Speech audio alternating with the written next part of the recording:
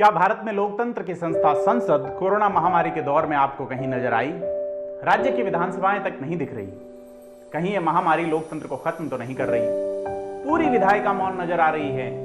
एक उदाहरण देखिए, पिछले दिनों एक एक करके 6 राज्य सरकारों ने अपने यहां पे श्रम कानूनों को 3 साल के लिए स्थगित करने के लिए आनंद फानन में फैसला कर लिया है। 3 साल बाद भी श्रम कानून बहाल हो जाएंगे, इसकी कोई गारंटी नहीं। ऐसा सिर्फ भाजपा शासित राज्यों ने ही नहीं बल्कि कांग्रेस शासित सरकारों ने भी किया है, जबकि यह फैसला राज्य सरकारें कर ही नहीं सकती क्योंकि यह विषय संविधान की समवर्ती सूची में आता है। तो क्या संसद की बगैर मंजूरी के यह फैसला किया जा सकता है? संविधान ने संसद के बनाए कानूनों को स्थगित करने या उनमें संशोधन करने का अधिकार राज्यों को नहीं दिया है, लेकिन कोरोना संकट की आड़ में राज्य बेधड़क अपने अधिकार क्षेत्र से बाहर चले गए।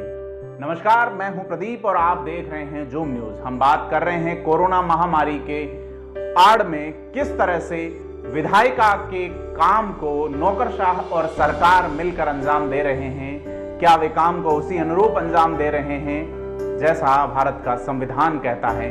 हमें यह देखना होगा कि कोरोना की लड़ाई में लोकतांत्रिक संस्थाएं कहीं कमजोर तो नहीं पड़ रही। जब संविधान में यह प्रावधान है कि सरकार संसद की मंजूरी के बगैर सरकारी खजाने का एक पैसा खर्च नहीं कर सकती, कोरोना संकट की चुनौतियों का सामना करने और ढहती अर्थव्यवस्था को थामने के लिए घोषित किए गए 20 लाख करोड़ रुपए के पैकेज और नए आर्थिक सुधार लागू करने के मामले में कुछ ऐसा ही नजर आ रहा है। इन मामलों में प्रधानमंत्री और वित्त मंत्री ने ऐलान तो कर दिया, लेकिन संसद की मंजूरी लेना क्या उचित नहीं है?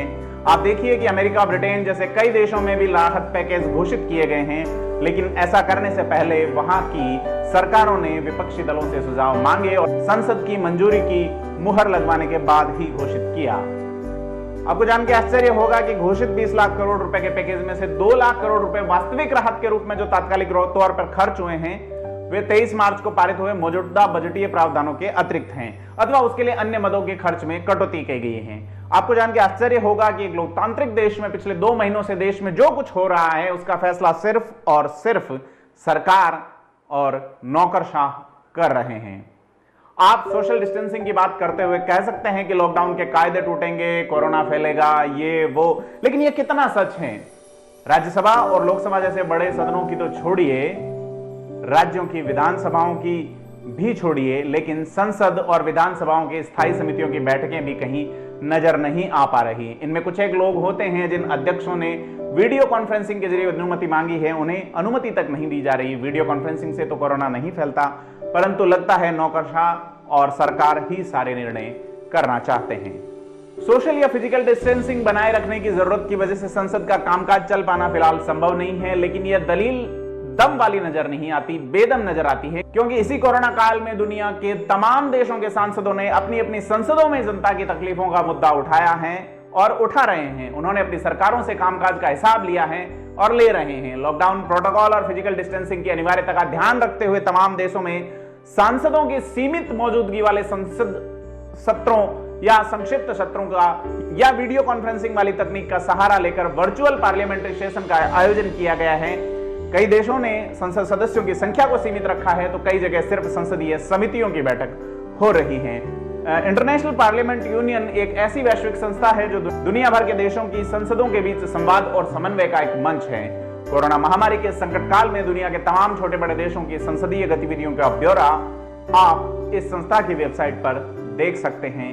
भारत वहां कहीं नजर नहीं आ रहा, लेकिन दुनिया के सबसे बड़े लोकतंत्र यानी भारत की संसदीय गतिविधि का कोई ब्यौरा आपको वहां पर नहीं मिलेगा। जाहिर है इस कोरोना काल में भारत की संसद पूरी तरह से निष्क्रिय रही है और अब भी उसके सक्रिय होने के कोई समाचार नहीं है, आसार नहीं है।